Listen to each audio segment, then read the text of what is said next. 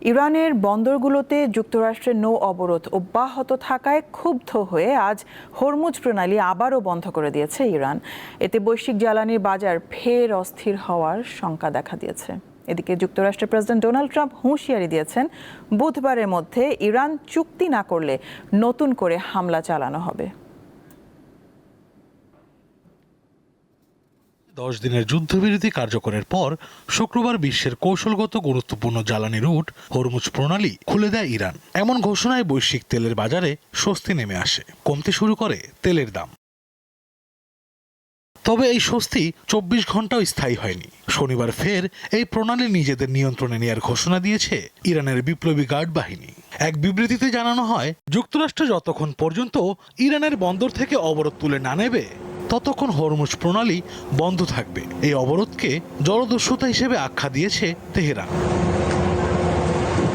Hormuz প্রণালী আবার বন্ধ করার ঘোষণার পর ওই পথ দিয়ে যাওয়ার সময় একটি তেলবাহী ট্যাঙ্কারে ইরানের বিপ্লবী গার্ড বাহিনী গানবোট থেকে গুলি চালিয়েছে বলে অভিযোগ উঠেছে। তবে এই ঘটনায় জাহাজ ও নাবিকদের কোনো ক্ষতি হয়নি।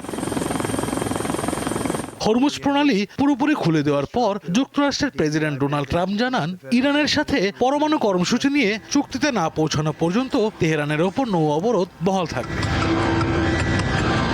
এদিকে বুধবারের মধ্যে তেহরানের সাথে দীর্ঘমেয়াদী কোনো চুক্তি না হলে ইরানে নতুন করে হামলা চালানোর ঘোষণা দিয়েছেন ডোনাল্ড ট্রাম্প। অবশ্য ইরান ও যুক্তরাষ্ট্রের মধ্যে দ্বিতীয় দফায় শান্তি আলোচনা আয়োজনের চেষ্টা চালিয়ে যাচ্ছে পাকিস্তান।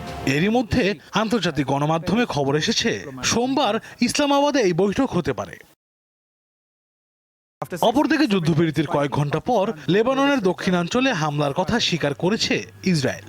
দেশটির সামরিক বাহিনী জানায়, কিছু সশস্ত্র যোদ্ধাদের অগ্রসর হতে দেখে ইসরায়েলি বাহিনী তাদের উপর হামলা চালায়।